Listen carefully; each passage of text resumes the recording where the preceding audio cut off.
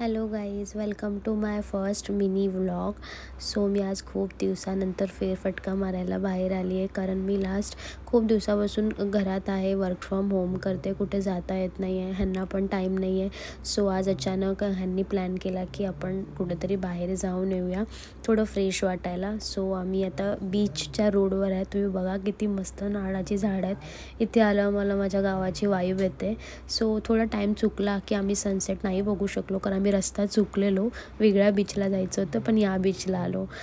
थोड्या वेळ थांबलो आम्ही तिथे आणि नंतर आम्ही निघालो. आणि निघतानाच आम्हाला वाटेत आमचा फेवरेट मोमोजवाला जो आहे, जिथे आम्ही थांबलो आणि मस्तपैकी तंदुरी मोमोज जे खूप ज्युसी आणि एकदम टेस्टी होते, ते आम्ही मोमोज खाल्ले आणि तिकडून निघालो. कारण जाताना तिथे खूप ट्रॅफिक असतं आणि ट्रॅफिक म्हणजे असं वाटतं की संडे आहे, बट संडे नव्हता, फ्रायडे आहे आज.